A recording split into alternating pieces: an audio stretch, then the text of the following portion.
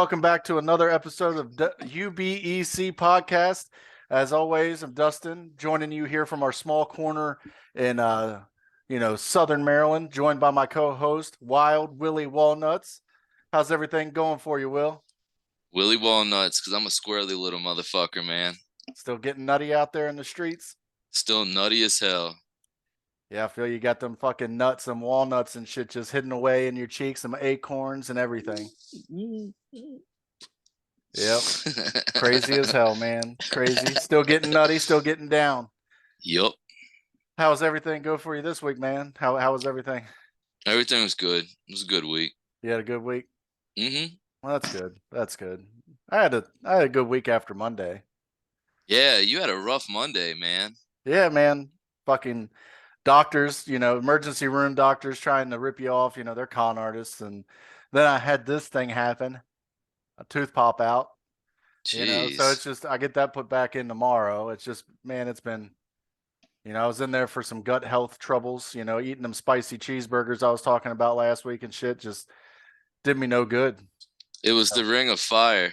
That was the ring of fire, most likely, but it was still a delicious burger. So go to the Burger Shack, 3 locations in Virginia, Chantilly, Ashburn, and another location that I don't have in front of me right now. I forgot. So let's back that up though. Okay, somebody that was complaining last week about having gut problems. Why don't you tell the listeners and the viewers what was the nail in your coffin after the podcast Sunday night? What did you eat that finally sent you to Murderous Medical Center? I ate some red beans and rice, and I put some hot sauce on it. I devoured that. And I didn't tell you this, but after that, I had to have some more food. So I had some Taco Bell with their fire seasoning or whatever, the Diablo seasoning. Their the sauce packets. I had a chalupa and some stuff like that. Yeah, but what kind of hot sauce did you put on those red beans and rice? Ghost pepper. What the fuck? It's not that hot. But I mean, it's not good for my stomach either. No. So, what happened, I guess, so the fucking doctor at the doctor's office said that it was non-emergent, but I have a gallbladder that's not functioning that good. Non-emergent. What happened to preventative care in medicine? Like he said, pretty much they have to wait until there's a goddamn blockage in my gallbladder, like it's blocking all the bile and everything from being filtered before they do anything.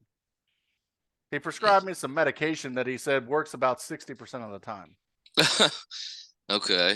To clear like sludge and shit out. But I mean, really, what's going on? So I'm there all fucking day, as usual in an ER, and it's nothing against them. It's just, you're there all day. There's a lot of people going in there for a lot of silly shit. Right. So I'm sitting there, it's been fucking 7-8 hours. They've done my blood work, everything. Actually, my blood work looked great. It looked way better than previous blood works. Like last year, I'm horrible about getting my blood work done. My doctor, he probably wants to choke me out every time he sees me. He's like, "You get your blood work done yet?" I'm like, no. I just don't like needles and blood. It's not so much the needle. It doesn't hurt, obviously, but I don't like seeing my blood. And I try to look away, but you still got to steal that little glance. I see that blood and I feel like I'm going to pass out. Damn. I'm just not a blood person. I used to be fine, but my ex-wife, when she had the C-section with the first baby, the C-section came open and I had to help clean that up and shit. And like, that's when like I was standing in the doctor's office and he showed me how to clean it. And like that wound smell and like just the blood and everything. I'm looking at it and I was like, the doctor goes, "You're looking green. You need to sit down." And God. After that, I can't deal with blood, dude. It makes me fucking feel like I'm going to throw up. I get real lightheaded. I get the cold sweats and I feel like I'm about to go down. So I do put off getting my blood work done, but it looked good. So he's like, he comes back in and he's like, "We could do a CT scan." And I'm sitting there, I'm like, man, I'm going to wait here for another 3 or 4 fucking hours just to get the test done. And then I'm going to have to wait God knows how long for the results because they do the test and then they got to send it to some other dude to read it. So I'm like, you know what? Can I just call my doctor and get it done outpatient? He's like, "Yeah, I still haven't called my doctor to get it done though."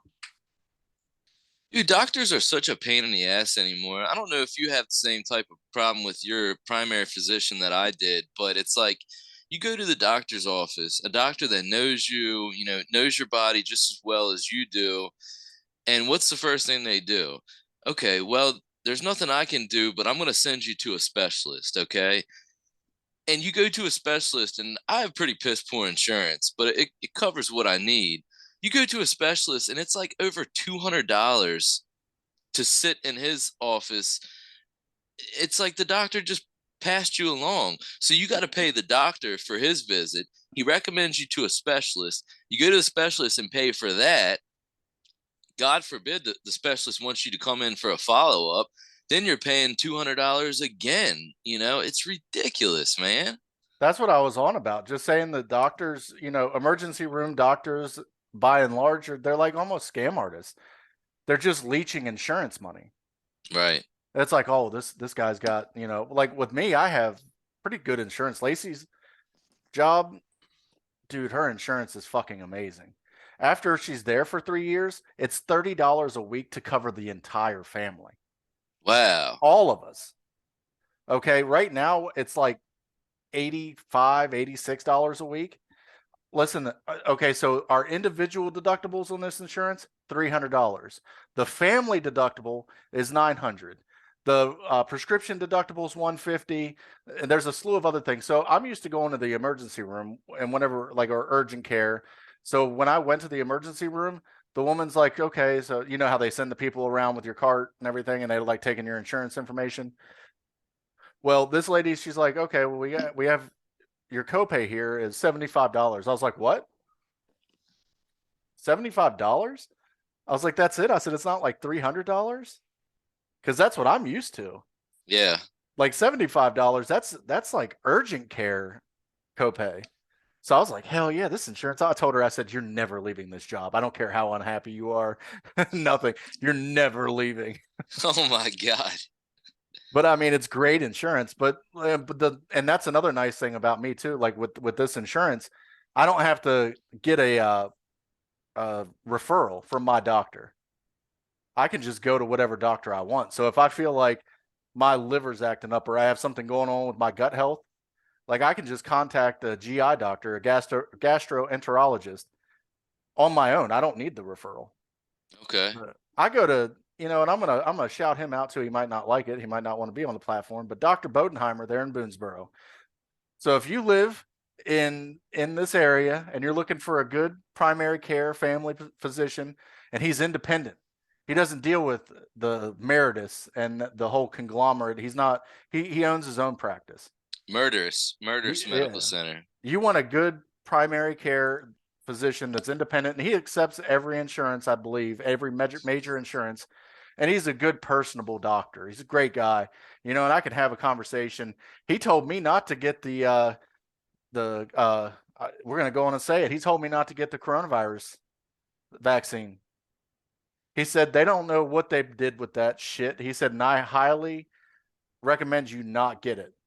Well, my dumb ass went and did whenever I thought, I have a pretty decent job and they were thinking about implementing it like a vaccine requirement. So I went ahead and got it. And he was like, oh, he's like, you probably feel like shit, don't you? He's like, let me know if you start having chest pains and shit, which I did, but but he's a real doctor. He's not bound by a large, corporate hospital system. Dustin, based on the obesity rate in Boonesboro, it's really hard for me to take you serious when you recommend me a physician in Boonesboro, okay? I got news for you. Half of this town is not the healthiest people in the world. No, but he gets on my ass about being fat. Dude, he's been the hardest doctor on me. Like 100%. Like he doesn't cut any corners. He's straight up and straightforward. And I told That's him cool. I appreciate it. And he's given me options because every doctor will give you like the American Heart Association diet and all this shit. He's given me diets that aren't like that, but they're more tailored to someone so you can still eat good food, but kind of try to incorporate a healthier lifestyle. Now, did I follow it? No. That's on me though. But Well, he's more invested in my health because he's a small town doctor. You know what I'm saying? Yeah. He's more interested in like if I say that I feel like I've had something like issues, he hears me out, and he'll send me for whatever blood work tests I need or to whatever specialist he recommends. He no question about it. He Okay. increased some medications. I told my old doctor that they weren't working, and he didn't do anything, but he was tied with murderous health care. He wouldn't increase that. But it's the second I told, You doctor, said it. I told Bodie, I said, oh, Bodie, I said, this medicine's not working for me, dude. What can we do? And he goes, we're going to bump it up a notch. And I said, well, thank you, sir. That's all I had to say. It was just, if I go in there and I think that I need a medication and it's aligned with some symptoms I've had, no questions asked. He just prescribes it. Yeah, there you go. Yeah, But I'm if I not. went in there and I was like, oh, my neck and my back hurts, can I get some fucking opiates? He'd be like, hell no. Because I'll be real with everybody. I take Ritalin, okay, and Concerta. I take a long form, extended release ADD medicine. You can ask But anybody I know. You can you ask should Will. you should get him to up your dose on that, buddy. He did up my No, I'm dose on just that. I don't kidding, need it. dude. I'm just kidding. So, but you can ask everybody. You can ask Will. He'll tell you I'm a flighty guy. I get a Don't little ask me. crazy. I go wild. Like I can't stay in one place. Even on the medicine, it helps me focus a little better. But I gotta go. I gotta be doing something. So, they were out of the extended release. So I was taking my Ritalin that's 10 or 20 milligram, whatever. I was taking that 3 times a day in place of the extended release because they didn't have it. I wasn't taking all three at once. So I went into the doctor. I said, man, that shit was awesome. I said, it actually felt like it worked. It worked great. He said, yeah, it's because you were getting high. I was like, okay. He said, we're staying on the Concerta. He's like, you can still have your 10s that you take in the morning because that gives me like the jump start, that 10 with the 20 Yeah. or the with the extended. It gives me that little kick, and then it helps it last longer all day. So But basically, he was saying that you can't have your cake and eat it too. We'll help you concentrate, but we're not going to get you buzzed up. yeah, he's like, you're not under my watch are you getting high. But I mean, man, those were the most productive 2 weeks of my life, dude. Taking 3 of them motherfuckers a day. I was fucking zooming. It's when we started. It was right before we started this. It was that night that I was texting you at like 6 a.m. And I'm Yeah. like, we got to do the podcast. Dude, I was sitting in front of this computer for like 16 hours a day on my days off. I was just hammering shit out, coming up with ideas. I'm still there now. I'm happy to have the extended because it's a little more mellow. I'm not up all goddamn night, but great doctor. Great doctor. 100% recommend him. So, if you want to go see him, you need to go see him. I can definitely respect a Washington County doctor that doesn't overprescribe, because it seems like that's the problem with a lot of doctors in this area. They overprescribe. Now, I'm not saying all of them, and I'm not even bad mouthing doctors, but a lot of this opioid shit started through prescription pain medication, which we've discussed on the earlier episodes of the podcast before. So, to see a doctor that has a little bit of what's the word I'm looking for? It has a little Well, it would be self control. yeah, there you go. That has a little self control as far as prescribing anything anymore. He's got my respect. Well, that's what we talked about last week. You're talking about the Sackler family and all these pharmaceutical companies. What they were doing is they were going into these doctors' offices and they were peddling drugs. Right. They were like, hey, if you sell this many or if you prescribe this many of this certain drug, we're going to give you a kickback. And it wasn't small either. No. That we're talking tens of thousands of dollars, if not hundreds of thousands of dollars. So you're talking to this doctor that spent what, 10 years plus getting his medical and getting his own practice set up. So he went to college, he did his residency, he did everything that he was supposed to do. He's hundreds of thousands of dollars in debt to help people. Someone comes along with a little bag of money and says, hey, put these drugs out and we'll help you out. We'll pay off your student loans. What are you going to do? Yeah, really. But that's where I don't think Bodenheimer was part of that, man. I think he stood his ground and he was like, no, fuck this shit. I know how to practice medicine. And that's why he didn't go with that COVID shit, pushing that shit down everybody's throat, Yeah, he's old school, man. He told us, and if you got it, I mean, and maybe I was one of the ones, maybe he knew who he was talking to in that situation, that he could say what he said. Maybe he didn't say it to everybody. Yeah. But for him to be straight up and honest about it, but the office wanted to know if you got the the shot or whatever. They didn't offer it at that office, though. I'll tell you that. A lot Well, of that's doctors' that's good. offices did. That was free money too from the government Yeah, exactly. because Yep. they paid for all those fucking doses and shit. So, you know, and kudos to him for not taking that free money. Right. So we applaud you. I'm gonna make him the unholy saint of the week just because I like him. Good Right bedside on. manner. He wasn't uncomfortable when he was tickling my balls. He didn't look. He just felt and stared away. I've had some doctors, man. They just, especially them doctors down at like MEPS down at Fort Meade, where the NSA is and everything. When you Yeah. do your military, like the entrance to the military, you got to get a full physical. Right. And we all like I was gonna go in the military. I'm too much of a shithead. I don't like taking orders. I didn't want to stop smoking weed. That's why the military just didn't work out for me. But when I'm down there, I had this Chinese dude, and he's like tickling my balls, and he's going, and I'm like, dude, this isn't fun. This isn't comfortable. Like, do what you got to do and go. And I got to piss like a racehorse because my next station is the piss test, and I got a shy bladder. They stand there and they watch you too. It's not like going to get a piss test for your job. Like you got a dude standing there over your shoulder looking at your dick, and I'm like, man, I got stage fright. So I mean, I had a bladder, like I was about to bust because I knew that I need some assistance in that department whenever it comes to pissing in front of somebody. I could piss at a urinal all day. It comes to pissing like someone watching me piss. I could never be in the golden showers, dude, because I just can't do it. That woman's gonna be standing there like looking at me, just waiting. I'll be like, hold on, baby. She's gonna be there for like 30 minutes just staring at me. Are you kidding me? I can't do it. I can't just piss on. I can't. Not while you're watching me. Turn your head. Don't look at me. Well, that'll save you some money though with the hookers if you don't request a golden shower because that usually is pretty expensive. Yeah, it's true. We'll just go with the Greek. I'm a donkey show man myself. We know. We know you are. You like Hondo's, Hyundai Hutz's Hondo. El Huncho Hondo's donkey shows down in Tijuana, Mexico. That's it. That's it. And I have a strong investment point in that donkey show. So I'm Yeah, about the 75% owner of that donkey show. yeah, and dude, he's a great guy. Since you're shouting out your doctor and everything, I'm gonna shout out him. El Huncho Hondo, really great guy, nothing but a gentleman. Uh, and a good donkey farmer too. I don't know if they're mules or donkeys. I think they are donkeys, but man, just that guy knows what the fuck he's doing, man. No, we go whenever I go out because I go out to the auctions with old Honcho Hondo, and we personally hand select all of our donkeys. Right. So, and whenever we do the auctions, I go with him because I don't want him to steal my money and go buy a bunch of heroin or fentanyl off the cartels down in Tijuana. So I go with him. And then, you might see me at a couple shows too. I'll be wearing a snakeskin suit.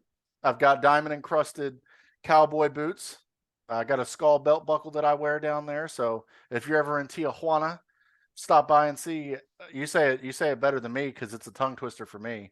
So let them know again. What's the donkey show's name? All right, Tijuana. Those of us that are familiar with the area, we call it TJ. But down in TJ, Mexico, El Huncho Hondo's Donkey Show. And if you put up a little bit of extra money, I don't know what the rates are anymore. It's been a while, but you can join the El Huncho Hondo's Donkey Club, the club, not the show, but the club, and you can get in for free for an entire year. So, shout out to El Huncho Hondo's. And the prices haven't went up. Well, we care about the average man, not just in America, but in Mexico and Honduras and Guatemala, El Salvador, all the South American countries. We love you. All the Europeans. We get a fair amount of Eastern Europeans mainly that come out to the donkey show. So we know that inflation's hurting a lot of people.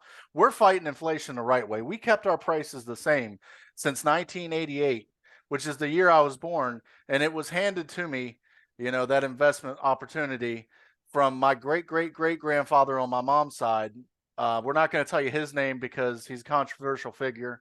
He did it before donkey shows really started making their way into mainstream.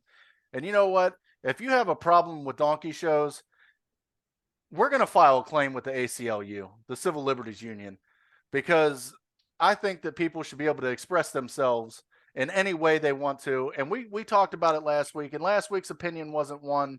We were just observing about hair colors and things like that. Right. We think that people should be able to do whatever they want. I'm a full blown fucking anarchist. So I think you should be able to do whatever you want. You know what? But don't come complain when you can't find a job because you got caught and arrested in Tijuana and you didn't bribe the officer like you should have. We give everybody a pamphlet to, know what to expect and what to happen if you get pulled over by a Tijuana cop. You got to pay them. You got to give them a little bribe. So if you don't give them the bribe, that's on you. And you can't find a job because you have a sexual charge on your record, that's on you. If you dye your hair, purple like we talked about last week, and you can't find a job, that's on you. If you have face tats, we don't really care. I don't let my kids do it. If they wanted to get some maybe highlights, maybe a pink highlights or something, they're kids, but they're not dyeing their whole head purple. Because I've seen people in management positions with highlights, of different colors, but they don't do their full head, Shit, I've seen management employees with one teardrop. But when you get something stupid written under your eye, you're not going to get it. But I've seen teardrop managers. I've seen managers with small tattoos. It's like, hey, everybody makes poor decisions, and they gave them a chance, So we're not saying, and maybe the laws are that you can't discriminate, but you shouldn't discriminate on fat people. But there's some jobs that you don't get. The military actually has a standard, for promotion. You have to look a certain way. Like, it doesn't matter the correspondence classes you've taken. It doesn't, like, you have to be presentable as an NCO, a non-commissioned officer, or as an officer, or to even get into what they call officer candidate school, OCS, or to get into West Point, anything like that. You have to have a certain look. They don't just let any old dickhead get in there, How do you feel about felons in the workplace? Are they a felon now? They paid their time for their crime, right? I've always debated that back and forth in my head as well. And I think that a lot of felons don't really get a fair shot, especially when they get out of jail. It's hard enough that they spend a lot of time in jail. Some are rehabilitated, some aren't, But I got news for you. There's people that haven't had felonies that are not rehabilitated in most of the workplaces now. So if you got a guy that maybe made a mistake in his past, served his time, did what he had to do, to pay for that crime, you should be given a shot, Let's give him a shot. Just because he's got a felony on his record doesn't mean he shouldn't have a shot at work. Could be the hardest work you've ever had in your life. Exactly. And I'm not going to incriminate myself here. I'm not going to tell you what, but I mean, I'm sure there's a fair amount of felonies that I've committed either knowingly or unknowingly. I mean, the book of laws that they have is astronomical. It's so fucking crazy, all the laws that are on record. Sometimes you break a law, you don't even fucking know what it is, that you didn't know that you did anything wrong. Exactly. I think in the books in Maryland, it's still illegal to get head. Like, on the books.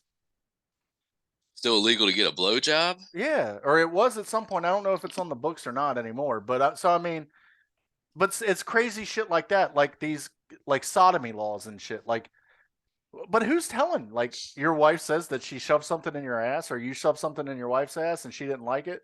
You did a little accidental penal, and then she's just like, I'm calling the police, Ted. You put it where the sun don't shine. I told you not to do it again. But in reality, Ted just got caught up in the moment, and now he's got to register as a sex offender because he lives in fucking Texas. They've got some of the strictest sex laws in the country. So that's another thing, dude. I'm all for doing what you want to do. If you're gay, be gay. If you're transsexual, be a tranny. No one gives a fuck. But you don't have to broadcast it. I don't fucking text Will every time I fuck my wife.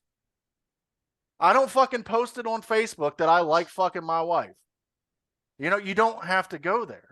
You don't have to have a goddamn parade where you're doing lewd and lascivious acts. If a straight person went to a fucking gay pride parade, they'd be arrested, put in handcuffs, and charged with a sex crime. Because they do this shit in front of children. That's my issue with it. My issue isn't the fact that you're gay, trans, whatever the fuck you are. I don't care. You want to fucking self-identify as a rock so you can lay next to a tree? Go the fuck ahead. My issue is when you involve children who are fucking, a 6-year-old doesn't have a sexual identity at all. Right. So why are you fucking dragging them into it? And they're the worst about straight people's kids. You can't have fucking kids, so you don't have input on what I teach my children. I teach my kids to treat everybody with fucking respect. Unless they try fucking telling you some shit that's a little crazy. And then I want to know, and then I'll address the situation. I don't put my kids into an adult situation. It's not their place. They're kids. Let them be goddamn kids. We don't need a fucking half-dressed transsexual cross-dresser reading them fucking Curious George. It's confusing them, you know? But it sounds like a boy, but it's dressed like a girl and has makeup on. Oh. And they're like, but it helps them come out with like their sexual identity earlier. They don't need to do that until you got to go through puberty. You got to fucking have those hormones come in. And then you understand what you are and who you are. You know what I'm saying? Yeah. Give your hormones a chance. But you have people that are doing sex changes on 7, 8-year-old kids. That kid we don't let fucking kids vote until they're 18. We don't let kids drink or smoke cigarettes or, in a medical or a medical marijuana or even a legal marijuana state. We don't let them make that decision to use that until they're 8 or 21. So why are we allowing a 7-year-old to say that he fucking feels like a girl and wants to get his dick cut off? You know what I'm saying? Dude, and I didn't want to get into this, but it fucking outrages me. It's not the fact that, if they do turn 18 or whatever age, even 16, 17, and they want to fucking do it, I think they should have that freedom. I don't think their religious zealot parents should be able to tell them, no. But they also do need to be counseled. They need to be talked to make sure that it's a decision that they fully understand and they know that it's not reversible. They have to make it a well-informed decision, right? Right. A 7-year-old can't make a fucking well-informed decision. One second they're coloring with crayons and they like dinosaurs, and the next week they want to fucking watch Power Rangers and, play with big trucks. They forgot all about the dinosaurs and crayons. They want Legos, and then next week they want a drone, and then next week they want a fucking monster truck. If I were looking at my daughter and saying, the youngest one, who's 3, I'm looking at her and she plays with dinosaurs and she likes trucks. So I'm saying, oh, she's acting like a boy. Maybe I should get her sex changed. That's fucking stupid. It's fucking stupid, dude. You want to hear some crazy shit? My mom's originally from the South. In states like Kentucky and I know West Virginia for sure, up until like the early 80s, if you were to apply for a marriage certificate, you also had to take a blood test. You had to submit a blood test as well. And what their excuse was it was to test to make sure that you didn't have syphilis. Because in states like Mississippi, Alabama, Arkansas, Kentucky, syphilis was real bad. Do you know the real reason why they did that? Why? Well, you're a pretty smart guy. I figured you could figure it out. It was to make sure that the person that you were getting married to, you weren't directly related to. Oh, wow. Yeah, I didn't even think of that. I don't know why I wouldn't, but. And exactly. I figured you would have already figured that out. But yeah, and they disguised it as it was a syphilis test. Well, who gives a shit if you have syphilis if you're getting married? I mean, as long as your partner knows, that's on them. And that's on the far right side of it. Like, I don't know. Sexual education is something that's important for children.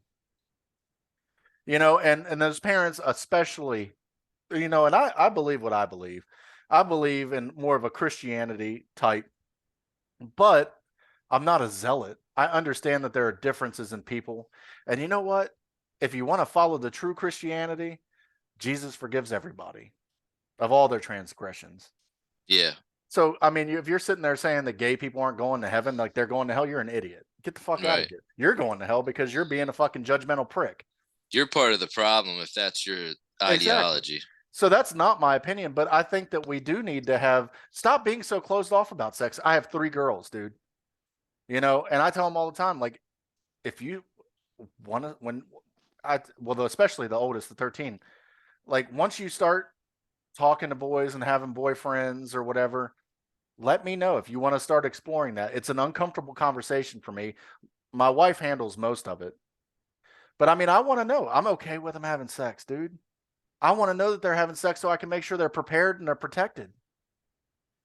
That's all I care about. I don't want you to make a mistake. You're going to make a mistake. The first person, the second person, maybe even the third, fourth, fifth, maybe the 100th person that you have sex with. It might be a mistake.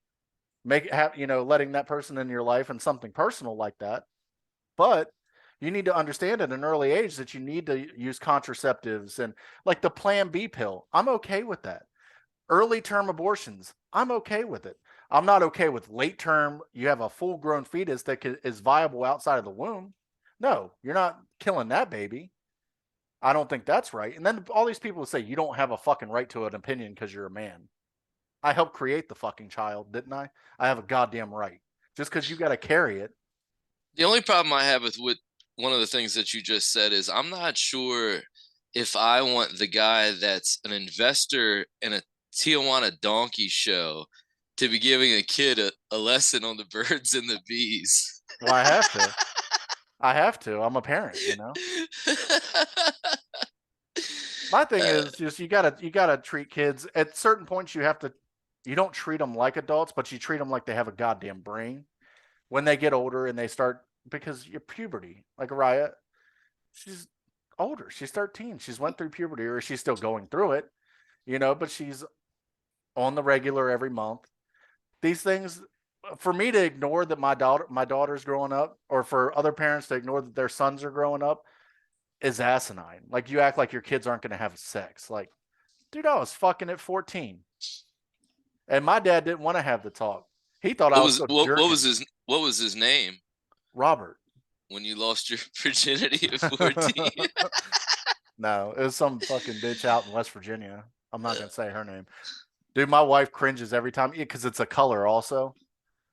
It's a color of like reddish orange, and some fossilized bugs are in it. So it starts with an A. But you guys she you cringes. guys you guys have to understand Dustin and I's humor. We part of our humor that we've had since we've known each other is we just rank on each other so hard, don't we? Oh yeah. We are It's like always been that way. we're the best friends, but we're also each other's biggest bullies. Like he'll text me some shit and I'm like, "Are you serious right now? You fucking little sissy." It's like whatever it is. And he'll be like, "Well, fuck you two, dude. I was just looking for your input on it." Yeah. And it's like, well, it's fucking stupid. But it even boils down to like real shit. Even when we're joking with each other. So we say we joke, we have a good banter, we fucking rag on each other.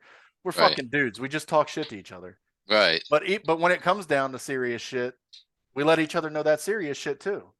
Is that not the biggest problem with young males is that they're just so damn sensitive, whereas the way you and I were brought up in the environment we brought up in the community, it was all about competitiveness, and that's why we rank on each other. We're just so goddamn competitive. So if Dustin calls me a shithead or a fat boy or whatever, I'm not gonna go home and cry about it. I'm gonna think of how I can one up him next time. Oh fuck you, you jackass, and then whatever comes next. And Oh, that's exactly. Yeah. that's the problem with society. Even the young men are just so damn sensitive. We weren't allowed to be sensitive when we were growing up. We weren't allowed to. Not at all. So I mean, that's a huge step. If I have a son, he's probably not going to get the like harshest of what I had. But I mean, I'm still going to bust his balls a little bit because it's important to be able to bust balls. Our fathers didn't let us be sensitive. No, Our grandfathers didn't let us. Our uncles. And then on the flip side, guess what? We go into school. Football coaches, sports coaches, they didn't let us be sensitive. our Our fucking buddies, peers. yeah, our buddies in school, our friends, you were not allowed to be sensitive. And I'm not saying there's anything wrong with being sensitive. I just think young men in America right now are too sensitive. And not even young men, even guys our age and older, too fucking sensitive. I'm sorry. Dude, I'm sensitive. I'm sensitive. I have daughters, but I'm still not as sensitive as my wife. Like she'll come in and she's like, "You're being a raging dick right now." Like because a little backstory, my oldest two aren't my wife's children, but she's been there since they were, I think, 6 and 2. She's helped raise them.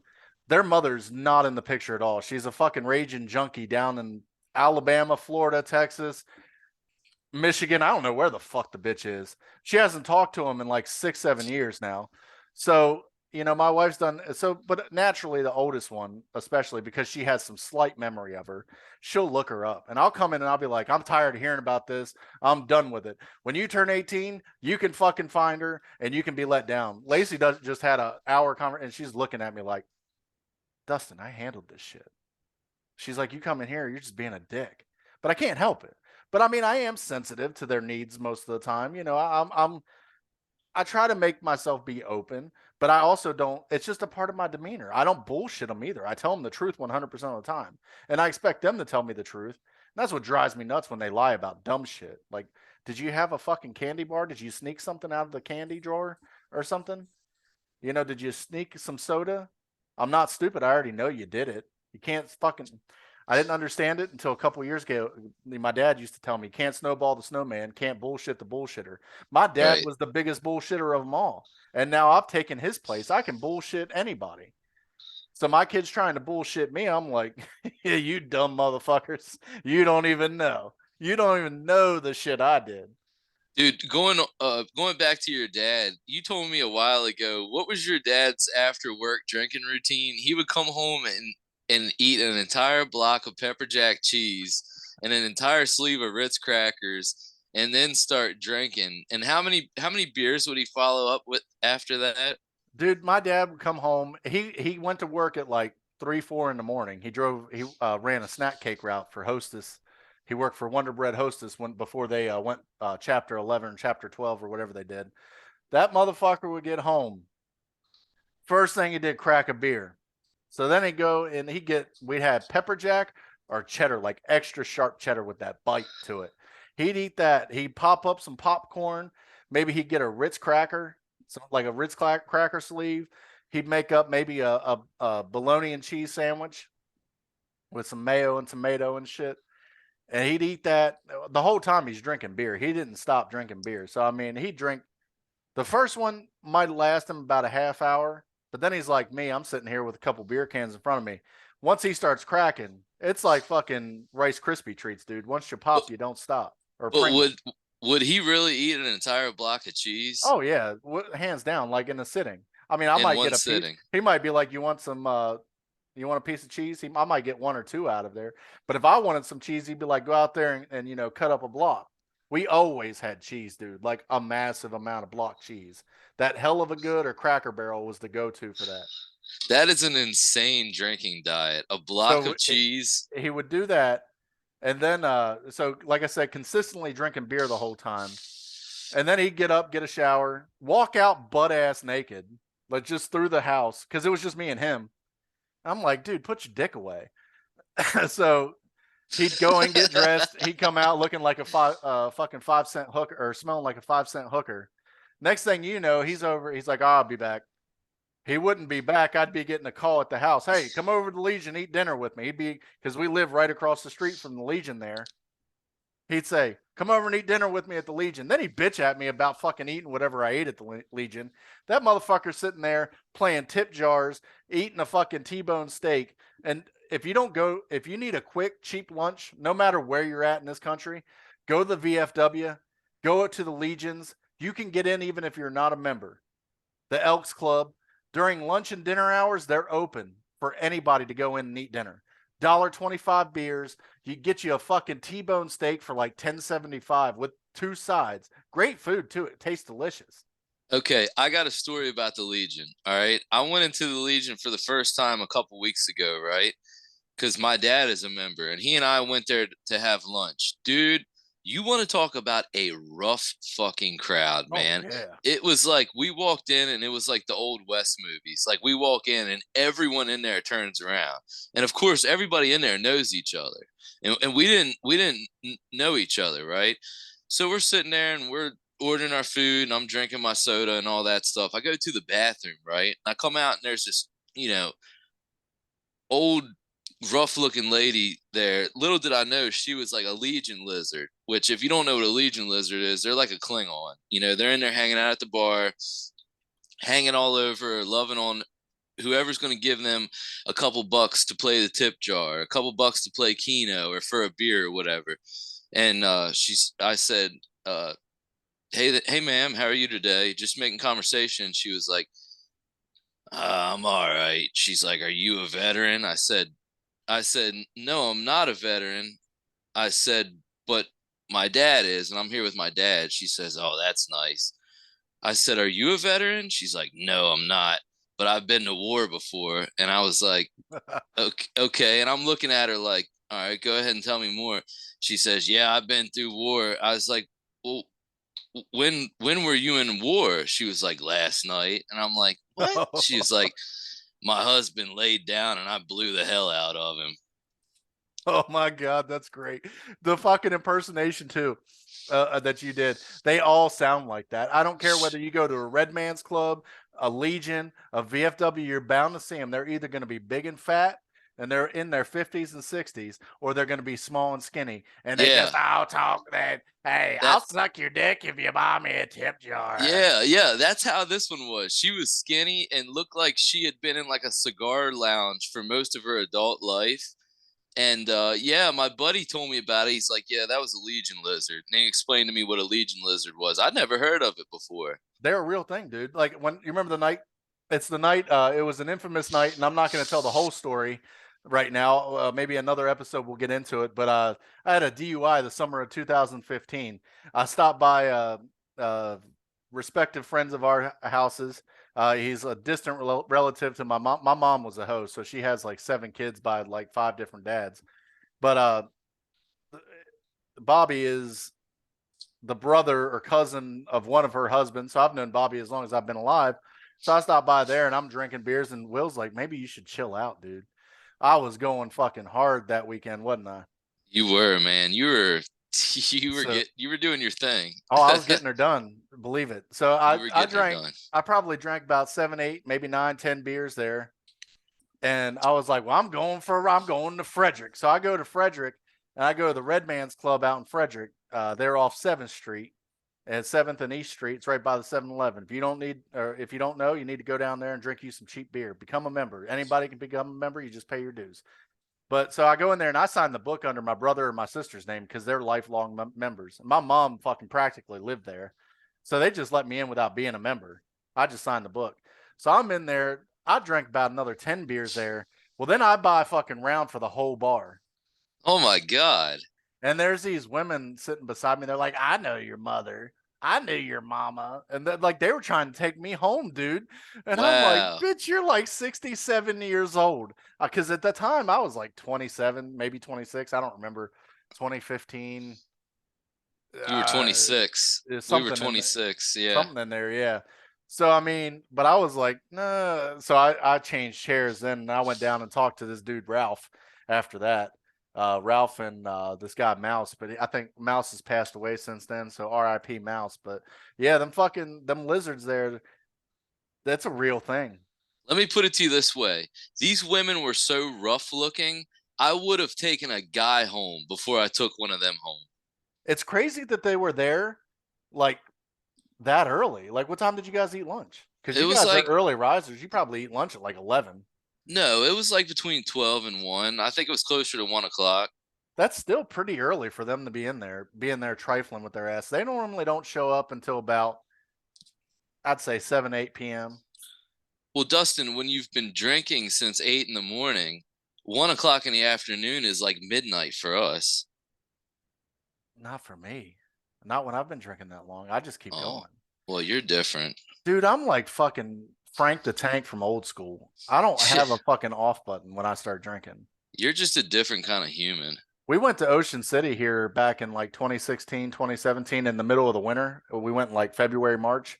We got us like this hotel room's probably like $700, $800 a night during peak season.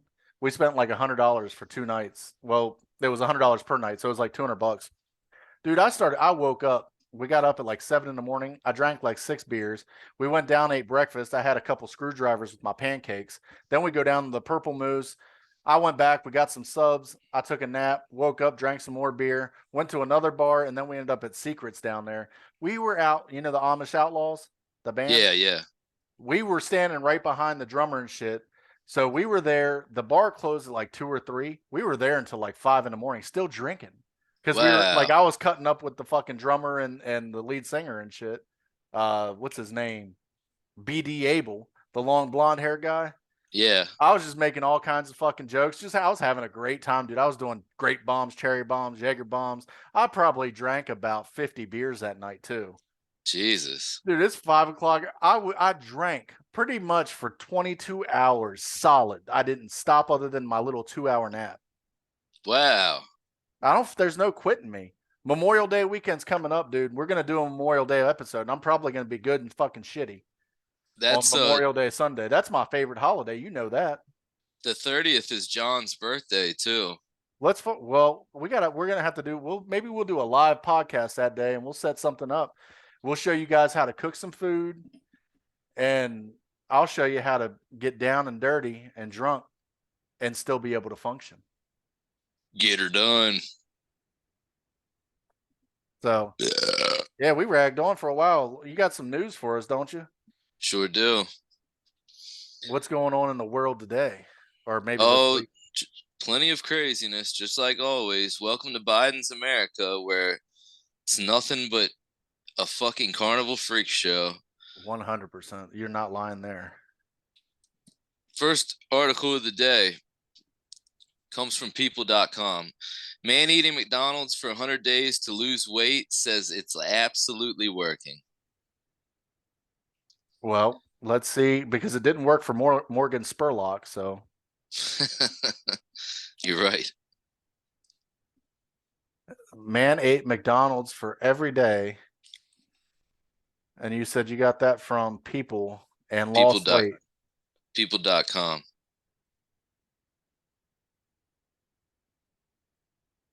Here we go. I got it pulled up here. He says it's working. Yep. Well, how the fuck is it working? Well, tell us more. Tell us more. Kevin McGinnis, who is documenting his unique weight loss plan on TikTok, is using the mantra from the French fries to fit guy. Kevin McGinnis, also known as Big Mac Coaching on TikTok, is following an unconventional weight loss plan on an all McDonald's diet. In late February, the Nashville native, 56, began documenting his journey using the mantra French fries to fit guy. In his first video on TikTok, which garnished over 500,000 views, he shared a starting weight of 238 pounds and outlined his plan. Quote, I'm going to eat nothing but McDonald's for the next 100 days, but instead of eating everything they give me, I'm going to go ahead and cut the meals in half just to prove to myself and maybe some of the other people watching that it's not as much what you're eating, it's the quantity that we're eating that really jacks us up. So let's see if we can find some more details here. As Thursday marked the day 10 of his diet, McGinnis appeared on Today's Show to give Carson Daly and Chanel Jones an update on the progress and how it's absolutely working. Quote, this morning I was 12 and a half pounds down, start of day 10. When Jones asked if he's talked to a doctor about his new habits, McGinnis shared what experts have told him. I've had a cardiologist, this is his quote, by the way. I've had a cardiologist say that they love it, and I have a cardiologist say that they hate it. McGinnis, who said he used to wrestle, estimated that he'll be down 50 pounds by the end of the 100 days. Quote, my health will be better, my blood work will be better, he said. And if you don't believe me, follow along and let's find out. So was Kevin going with 3 solids a day? Breakfast, lunch, and dinner? I think so, yeah. Because, I mean, I call bullshit on this dude. Like, okay, like I believed it at first when you were telling me, and I was like, maybe he's got some underlying health issues. We all know that portion control works for dieting. Right. Like, you're not fucking, like, it's not good for your heart health because of the shit that you're eating with all the MSG in it and the salt, you know, the cholesterol, everything that's in the food's not good. But if you're cutting, so you say the average McDonald's meal is what, 2,500 calories? But you are cutting that up through the whole day. And plus, he was a fucking wrestler. They know how to cut weight. So what else is he doing in between these meals? Is he still working out? Look, as big as I am, my biggest issue, and I told you all this last week, is bread, pasta, and I eat a fucking epic amount of meat. I'm a meat eater 100%. I could almost be a carnivore. I don't fucking do any activity. I don't get up and walk. I don't fucking do anything. That's why I'm as big as I am. You know, this guy, maybe he's working out still and shit. Like, if I got up and worked out with my diet, I'd be fucking golden. That's all I need to do is get up and move.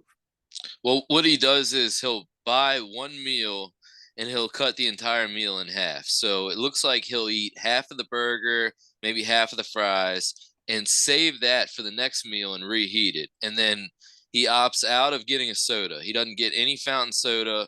He gets a bottle of water every time. He doesn't get any fountain soda. So, how many calories are in a McDonald's large Coke? And to answer your question, yes, he eats McDonald's every single meal. There, he doesn't. There's nothing in between. Okay, so 290 calories of that altogether are just in the soda. So you're looking Okay. at almost, because that's where most people gain their weight. A lot of Americans are gaining their weight from sugary soft drinks, Coca-Cola, Pepsi. I mean, you think about it. Just one can of Coke, like a 12-ounce can, I think the calories on that are 120 to 130 calories. That's not even counting your sugar content. Your sugar content's like 54 grams of sugar. I believe that. So, I mean, all that sugar, say you drink 4 Cokes a day, it's not even that much, 4 12-ounce Cokes. You drink one in the morning, you drink one at lunch, and you drink 2 at night. You're sitting on over 1,000 or almost 500, probably 600 calories just in drinking Coca-Cola. That's not nutrition at all. It doesn't make you feel full. So you got those 5,000 calories just on a drink. And then say you get, a big meal, a Big Mac or something like that. So you add in that 1,500 calories between the fries and the drinks. And we all know you got to get some chicken nuggets. What about the ranch sauce that you're dipping them chicken nuggets in? That's got some fucking major calories too, because it's all sugar. I think he's cutting all that out of there. I don't think he's going above and beyond. I think he's just getting the meal, and I think he's keeping it pretty short and sweet. So, if what you said, what did you say? A Big Mac is what, 600 some calories? Probably more than that. How much is a? I'll Google that, because I mean it's all public knowledge, and but it's like, it's almost like it's hidden in fucking plain sight. How many calories are in a Big Mac large meal? 1080. I think that the suggested calorie amount per day is, like, for an average adult American, is about $2,500 or 2,500 calories. I'm sorry, I said dollars. I'm fucking thinking about money. Your eating McDonald's is going to get expensive, especially if you're buying the meals and not just McDoubles. No shit, man. McDonald's is far from cheap anymore, man. I mean, there's the prices of a value meal, if you even want to call it a value meal, are fucking ridiculous. Yeah, if you're getting a meal there, a large meal, or even a medium meal at this point, you're spending like 11, $12 for one person. I get the McDoubles. I'll get 2 McDoubles because they're 2 for 350. I get a large Coke and a small fry. For me alone, that runs about $6, $7. Right. For the kids, they have this like shareable meal for, you get like 40 nuggets, 2 large fries, and then I'll eat some of their nuggets too. But because I don't want them eating all that. And we don't eat it often, but when I do that, I get that because it's like $19.99 or something for that, for the shareable, and then we get a Happy Meal for the baby. But I mean, it's not good for you. I mean, I eat it because it's convenient. I think, and everybody does crave a fucking McDonald's cheeseburger every once in a while. And you can't wash that bad boy down with no Diet Coke or High C. You got to get a full blown Coke, don't you? You got to get the real deal Coke. And you know what? What is it about McDonald's fountain sodas that just taste so goddamn good, man? Glad you asked. I can tell you the answer to that. They Okay. have their own system to where the syrup and everything, they get it in metal, like pretty much like kegs. They don't get it. It's not in a bag in a box, like a bib is what we call it in the food service industry. They don't get bib soda. So their soda runs through a refrigerated line, the syrup of it. Their water runs through, like the way they purify their water, they have like triple fucking purified water. The carbonation, it all mixes at a central point and then dispenses. It's like an Okay. old school fountain. Dude, their Coke is off the fucking chain, ain't it? It really is, man. I mean, it's almost like crack when you start drinking it, you're just like, oh my God, this is so good. You take, because like a lot of times when I eat McDonald's during the day when I'm at work, I'm famished. Like I need something to eat, and I've put it off until like 2, 3 o'clock in the afternoon Yeah. because I do a lot of driving and I get zoned into what I'm doing. Thank you, fucking Concerta. But it's kind of how my days go. And then it's like, man, it's like I gotta fucking get something on my belly. So I go and I'm so hungry that I grab that cheeseburger first. I take a big old bite out of that McDouble. I got that pickle, the onion, mustard, ketchup all in my mouth. And that tastes so good, especially if it's fresh and hot. So you get it, and then man, you take a swig of that Coke to wash it down. It's like, oh, you know? It's like getting a shot of Americana in you, isn't it? Oh yeah, I mean, you could almost bust a nut from that Coca-Cola. I agree. I definitely agree with you. And even their sweet tea. But Oh, their sweet tea is banging. I have been to some McDonald's where the sweet tea isn't up to par. You know who makes the best sweet tea? Who? In my humble opinion, the best sweet tea, and there are some variances sometimes. Chick-fil-A. I don't eat Chick-fil-A that much. You don't eat that hate chicken?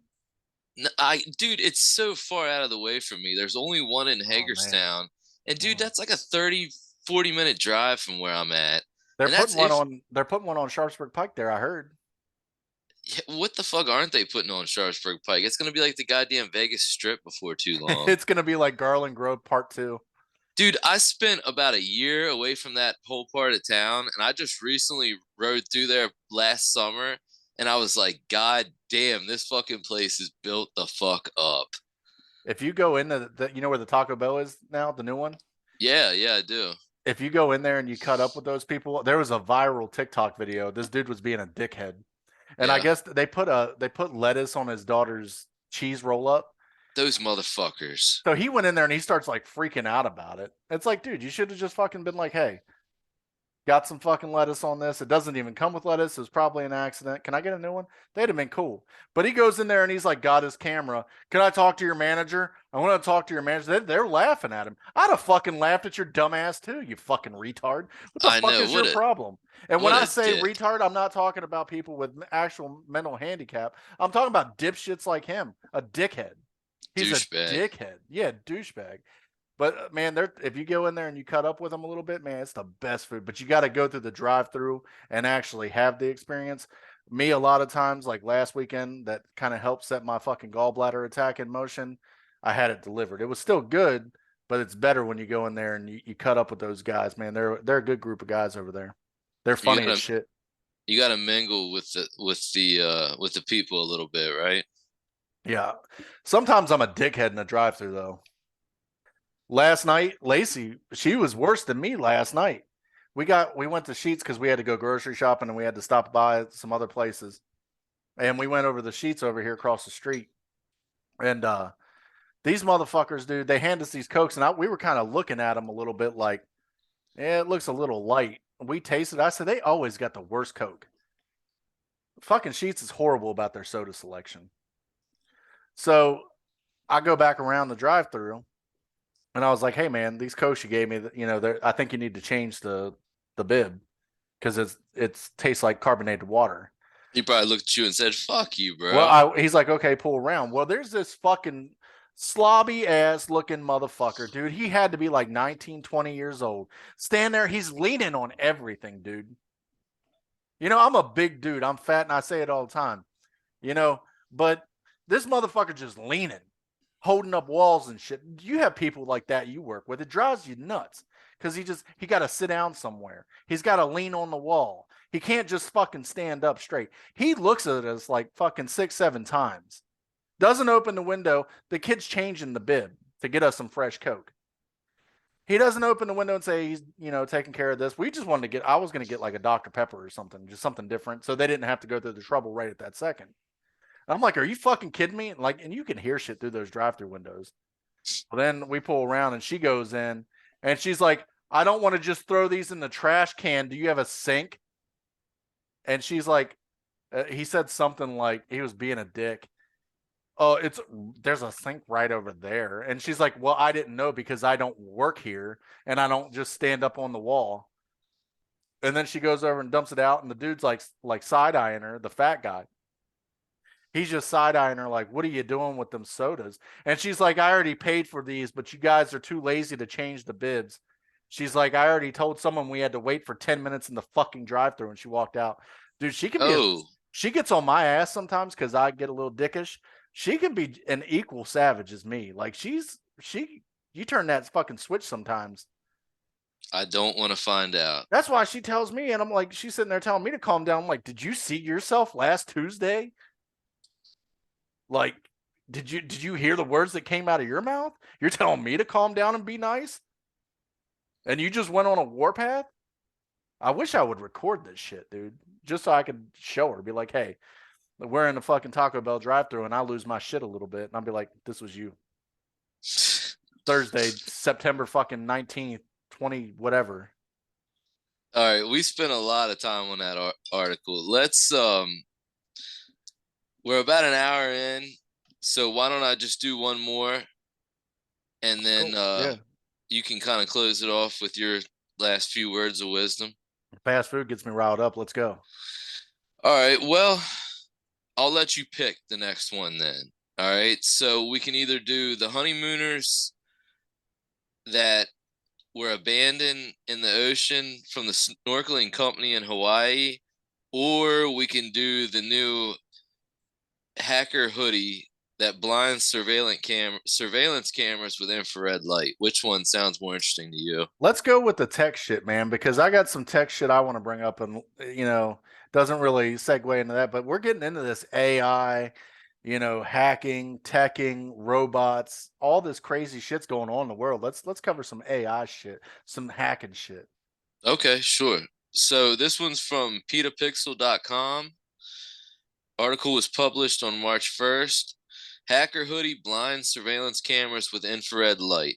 A DIY hoodie that thwarts surveillance cameras by blinding them with infrared light has been made available. Mac Pierce created the camera shy hoodie that has high-powered infrared LEDs sewn into the garment. The light is not visible to humans, but the beams overexpose night vision cameras, rendering them useless. It's pretty interesting, don't you think? Oh yeah. You can see I'm sharing the screen now. Look at this dude. He looks like the fucking robot, or I think it might have been the day the world, what is it, with Keanu Reeves, the day the Earth stood still or something like that. That Yeah, robot that had the one eye or whatever. yeah. But like, look at him. You can't even see his face. Well, That motherfucker is just hiding in plain sight. that's what I was telling you earlier. The footage is just a beam of light with an arm and legs, isn't it? Yeah, it is 100%. I mean, guys, look at it. Let's play the video a little bit. You might not be able to hear the sound, but camera shy hoodie. Surveillance technology. Let's skip ahead a little bit. I can hear it. Can you? However, Okay. that depends on Very little bit, very little. Look at this dude. It's just flashing, looking like a fucking strobe light walking in to steal some shit. Most likely, he's probably going in there to get some copper. He's probably causing the copper shortage we talked about a couple weeks ago. But why would they put it on a strobe setting? That's just stupid because every time it strobes out, you can see him clearly walking with the hoodie. If it was just stationary and the light just stayed on all the time. But even the way that camera is gonna, because I did some loss prevention, you remember? Yeah. The way that camera is reacting, even when you get that still image, like you could slow, because I mean, I do it for the podcast. I can slow everything down to like a millisecond. Okay. But even in that millisecond, the camera's it works like an eye. It's still adjusting, so you're not going to get a clear picture. It's going to be nothing but blur in that. Okay. I see. And I mean, a lot of home surveillance cameras, even webcams, they're not up to snuff. I mean, it's not something that you're watching. It's not the new Dune movie. It's not Avatar. These cameras aren't that great, and a lot of companies cut some corners. And they, like the company that I work for that did it, we didn't have very good cameras at all. So let me ask you something. Would this hoodie with the infrared light, would it still apply to your basic Ring doorbell camera? A domestic camera that a lot of people probably already own. At night, it would, because everything at night changes to like an infrared. So if you have any kind of home surveillance, I even have some in my living room and my kitchen to watch my fucking deviant ass children, But it's it switches whenever you see it, like in that video that I showed, when it switches to that gray, that's using infrared type technology. So what that light is doing is it's scrambling it almost. It's just flashing and like, so if you ever need to check your remote batteries at home, take your phone out and hit the power button and record it with the camera because it'll flash a red light. If you're in night vision mode, that's going to blind the camera because it's the infrared signal that you don't see when you're changing a channel. Okay. So that's how these cameras work. Right. You I know, see it's what you're with saying. the infrared. So that's scrambling. It probably wouldn't work the greatest at day, even with a shittier camera. If you go Yeah. into a location that has either lighting, and you know, I feel like we're almost teaching criminals at this point. But if you're going into a place like during the day, you know, you're not going to want to use something like that's not going to work great, even with the lowest tech cameras. The good thing about the low tech cameras that people cut corners with, the shit's going to end up being a little pixelated anyway. You're probably not going to get caught, you know, but I wouldn't even trust it during the day. If you're doing something stupid like this at night, I'm not condoning thievery, you know, but maybe he's trying to get his dog back from his ex-girlfriend. We don't know the full story of this guy. So this would strictly be for like a nighttime operation. 100%, yes. I wouldn't trust it enough during the day. It's not gonna cover the camera during a full HD because it's not using the HD infrared lighting. It's using natural lighting. Just like right now with you and I sitting here speaking, you know, you're on an iPad, I'm on a webcam. I don't think this has IR technology, but say, like I said, with my kitchen and living room cameras, when it hits a certain point at night, even if the TV's on, it switches to that IR where it's black and white. It's like a grayscale. And Okay. when you use that lighting, it kind of scrambles it. I could probably scramble it with my remote. My kid's probably right outside the door right now, listening to me to talking. They're probably like, I want some of them fucking snack cakes. I'm going to use the remote to scramble the goddamn cameras tonight. Yeah. That's pretty wild. So this could potentially be a game changer, man.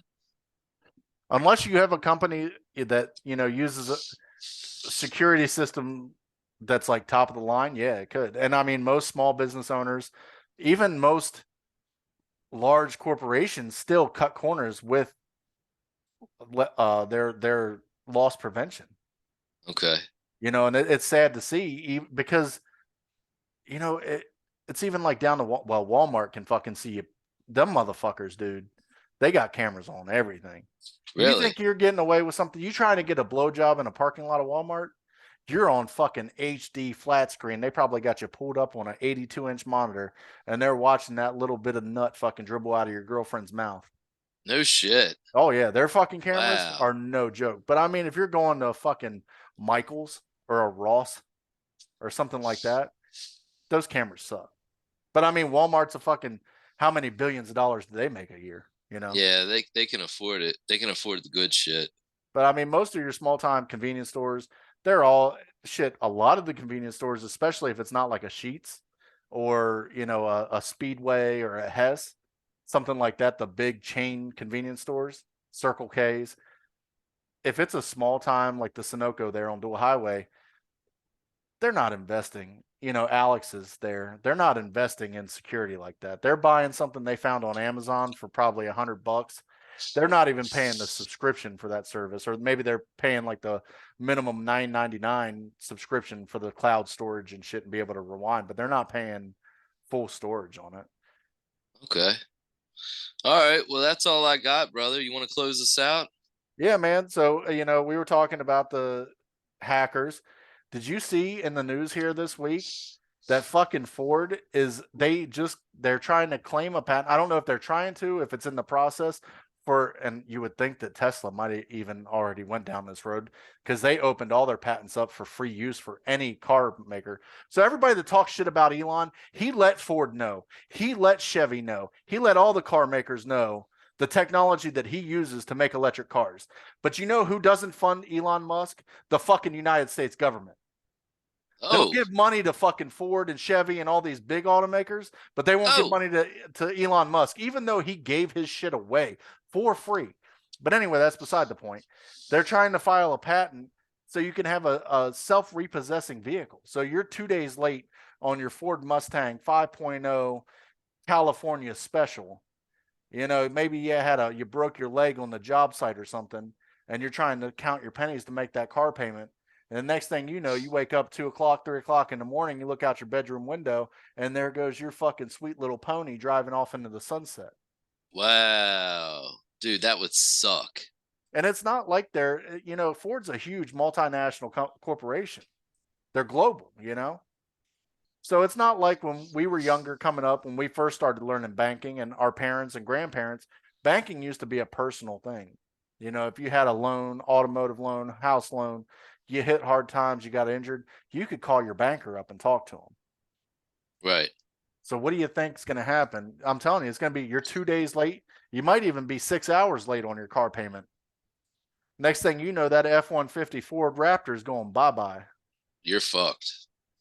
So that's kind of scary in the tech space, and that all goes. And then I was thinking, like, who's liable? So say it pulls out of my driveway and it goes on down the street, and it's like a mile, half mile away, and that AI technology fails, that self-driving fails, because we know it's not perfect.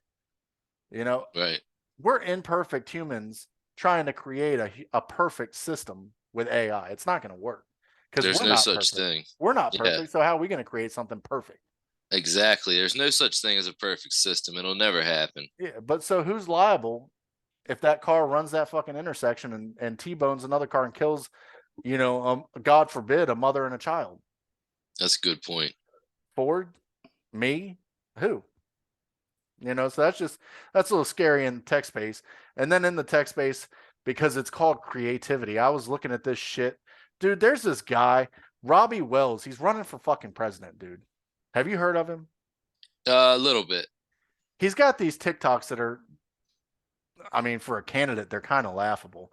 I mean, DJT goes on TikTok and posts something, people losing their fucking minds. That's got like billions of views. Even fucking Sleepy Joe posts something on TikTok, people lose their shit. We're heavily divided in this country. But I mean, we're almost a 50-50 split. So either one of them post something, people, even Nancy Pelosi, whatever, they post something that's going to go viral. This dude, he's from the Creative Society. He's trying to fucking create this utopia. He's ran numerous times for president. He ran under the Reform Party, which is a party that I could get behind because I think we need some reformation in this country. He's ran under the Constitution Party, which I could get behind because I believe in the Constitution. He's ran as a Democrat. He's ran as an independent. He's tried every which way to fucking Sunday to run for president. You know who got elected? Who? Not him. He didn't even get elected for the nomination for the parties that he ran for. He's a total fucking kook, dude. The motherfucker's crazy. He wants to have free housing, free everything. Like he said, everybody will be happy. We just need to end the wars and everything. Like we could do that in America. We could say we don't need a defense department. And you know who's going to be knocking at our fucking door? China, Russia, Iran, North Korea. Like as much as I hate to fucking say it, I think we do spend too much money on the military and defense. We can't get rid of it. Right. And this fucking kook running for president, he's like a Steve fucking Wilkos wannabe. He looks almost identical to Steve Wilkos. So from Jerry Springer? Yeah, he's bald head. Like, hold on, I'm going to bring it up for the people to look at him. This motherfucker, dude, when you guys see this dude, you're going to be like, what the fuck? The fucking Robbie Wells. And if you're just listening to it, I want you to go ahead and Google this. Robbie Wells, Creative Society. I'm doing it right here live. Creative Society. So he's running for president 2024. I mean, I don't think we have much to worry about personally. But I mean, it's a little bit fucking crazy in my opinion that this dude is getting some of the views that he's getting. So I'm sharing the screen. Look at that motherfucker, dude. Yeah, he does kind of look like Steve. He's insane.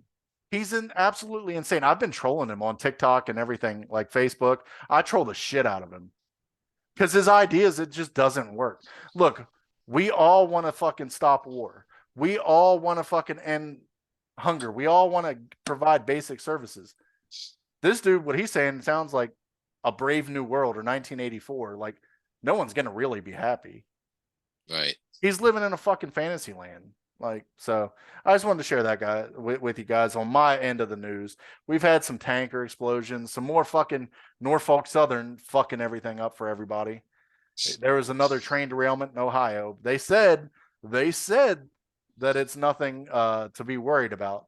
But I mean, when you deal with a company like that, that's a multi-billion-dollar company, they just a lot of times they just take those fines on the cheek, if they lied about it, because the fines they tie a lot of fines into the cost of doing business. They'll just do illegal shit, get fined, and they'll come up with a scapegoat to go to jail for it, and they'll continue. They're like, oh, but look at the profit we earn from doing this sideways shit.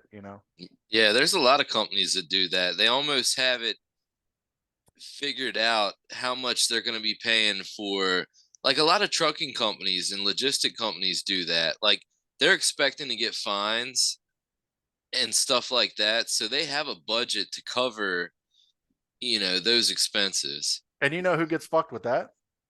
It's the taxpayer. No, not even that. You know who really gets fucked? It's their drivers. Oh yeah, well Because definitely. they'll tell their drivers, hey, I know you're not supposed to do it, but DOT hasn't been out very hot here in a second.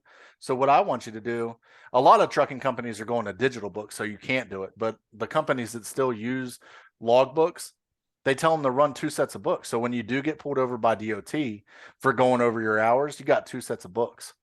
Yeah. Wow. And a lot of No trucking shit. companies will tell them they'll coach them on how to run 2 sets of books. No kidding. That's slick. Yeah. Now with a lot of the larger Cardinal Logistics, Schneider, a lot of these larger logistic companies that you see on the roads, they all use by and large electronic logbooks, so you can't really cheat those. All the Okay. DOT, he just kind of it's almost like the code checker in your car. They Right. just Yeah. plug that bad boy in, and so but yeah, so moral of the story is don't trust the fucking corporations. But and you guys, we're not going to go super in detail about these news stories. It's just something I wanted to bring to your light. So, check out the Norfolk Southern shit. There was a fuel tanker in our neck of the woods that exploded. They're not releasing details of which company it belonged to. Many reports say that it's a Sheets tanker, destroyed several homes. I believe there was a fatality involved in that. So you get on, a kick and you want to check out some of our news articles, check these out along with it. Just to kind of giving you guys more because, we do a weekly episode.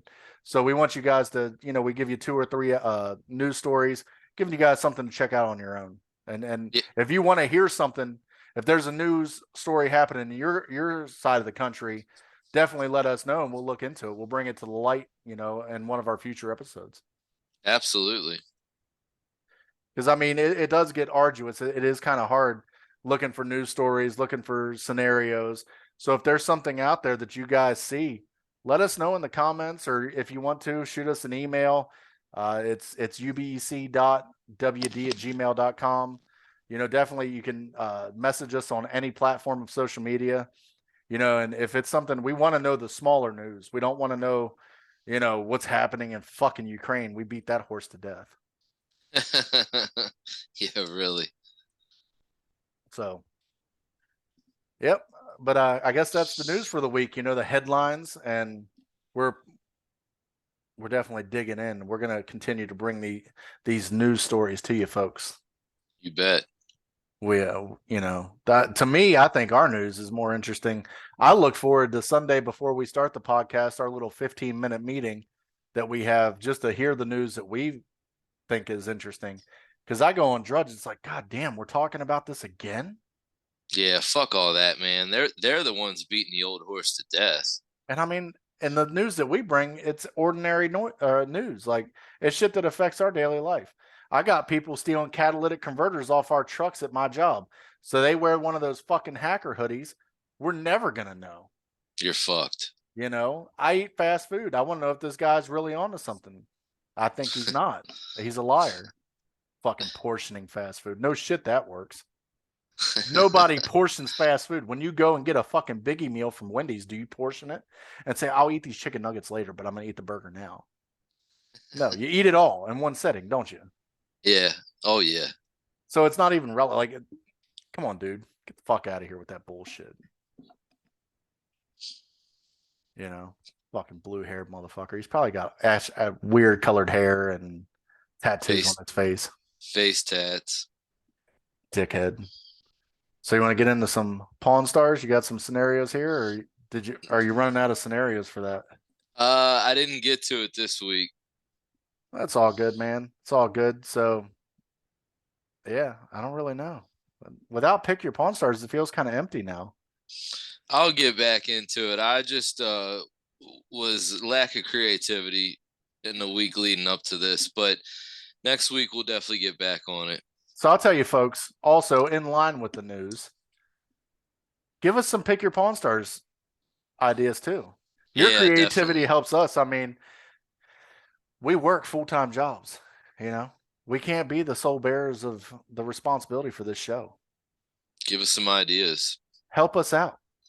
Let us know if you see news stories. Let us know if you have some Pick Your Pawn Star scenarios, you know. Or you should have reached out to me, dickhead. I probably could have came up with something real quick. And we respond to everything. Every comment, every DM, everything we respond to. Dude, it gets a little hectic, especially when we had that one video, dude. And like I always tell Will, like we talk back and forth, you know, pretty much I was telling a buddy of mine this earlier this week because he's like, who do you record this episode with or these episodes with? I said, my friend Will. And he's like, well, you guys seem like you know each other pretty well. I'm like, dude, we've been friends for going on, if not over 20 years. And he's like, yeah. And I was like, dude, out of the time that we've known each other, we've talked to each other almost consistently just about every fucking day of the week. Even if it's just a quick, hey, what's up, man? How you doing? It's like we've always kept in contact. I lived in fucking Florida, Texas, all over the country, and we still fucking always maintain that communication. So, and that's probably why like it's so easy for us to sit here and just have this banter with each other. But you know, I was going somewhere with that and I forgot where I was going, but that's the thing when it comes to friends, man. Don't make excuses, you know? If you know your buddy's going through something or you're going through something, reach out. Just reach out. Yeah, It's not man. that hard. You don't even have to call anymore. Everything's text message, DM, you know, Facebook Messenger. Just reach out. It's that simple. I did some shit that could probably piss him off when I was in my younger days. He told me a good bit when I was younger, just fresh out of high school. Hey, you need to chill out and calm down. And we all know that there's no chilling me. I didn't listen. I learned my lessons the hard way. He could have walked away from me then, but no, he still made sure I was okay. You know, Definitely. dude, I didn't have a place to live for about 6 months, but if I needed a cigarette or something, or even one night with a warm bed and a quick shower, he was always there for me. It wasn't even his house, but he would make the time in the room. And his dad is always, his parents are amazing people anyway. But I mean, check in on your friends. If they're doing shit you don't like, you need to let them know that they're doing something that harm them, you know. Right. And he's done some shit that maybe I didn't like, you know. If maybe I messaged him in my time of need and he was busy doing something because his life went on and he had a girlfriend or he had his job, and I'm still doing my fuckery and my dumb shit, you know. But we never we didn't let that shit stand in the way of our friendship. So if you have a friend, especially a good enough friend like, you know, the relationship that we have, you got to be there for each other. Absolutely. You know, even if they're fucking doing some real fucked up shit, that heroin, you could be the person that saves their life. Yeah, you're right. You know, and I talk a lot of shit about junkies and, you know, but at the end of the day, they are human. They're making a bad decision. You don't need to enable that decision. You need to try to help them. They're not going to get help until they want to get the help. But you need to be that consistent reminder because that shit does stick in the back of their brain. Just be a friend. And give us some fucking Pick Your Pawn Stars and news, whatever it is, even if it's not news. If you want to fucking hear us talk about something hypothetical, you know, let us know. And like, that's where I was going with that. You know, we talk every day. And dude, it's been a week. We had a video and some of the things that we've talked about has been like, we get this video with 6,000 views and we're like losing our shit. We're like, oh my God, did you see it? I'm texting him at fucking like 2 a.m. Dude, look, it just started taking off. Like in the morning, it was at like 1.2 thousand. And then I look at it and it's at like 6. I'm like, holy shit. That shit's crazy. I text him that, but in the meantime, like I'm working my fucking day job. I'm still finding time to respond to these comments. It's like, holy shit, it's a lot of work, but man, it's awesome. And if you got a fucking hateful comment to say, I want to fucking hear it. Give me your worst. Give me your worst. Fucking tell me about it. I want to hear your shit because I don't give a fuck about you anyway. Think you're fucking hurting me or hurting my feelings, dude? You're giving me cannon fodder. I want to hear the shit you got to say because I'm going to fucking turn it right back around on your dumbass. You're not even going to have the balls to comment or reply back to me, you sack of shit. All right. We want to wrap it up. Yeah, let's wrap it up. So, hey man, we're going to be starting. I don't know if you checked it out, but I got a clip and it's from my baby. And she has this thing where she says, "Bye, dickhead." So at the end of this, you need to listen all the way through the episode and listen for that little 3-year-old saying, "Bye, dickhead." She's telling her sister, "Bye, dickhead." But as always, we appreciate you guys. Keep the subscriptions coming. Keep the likes coming, the comments. We love it. We're going to clip this up for you just like we do every week. It seems like our clips are getting more traction than the long form, but eventually I'm sure that will change. But we appreciate every person that subscribes, especially the people that subscribe. We love you guys that comment and like, even if you hate us. I want to hear the opinions. I'm one of your co-hosts, Dustin. Again, this is Wild Willie Walnuts, and we are signing off this Sunday. You guys have a fucking shit-tastic week. Peace. Like a cat.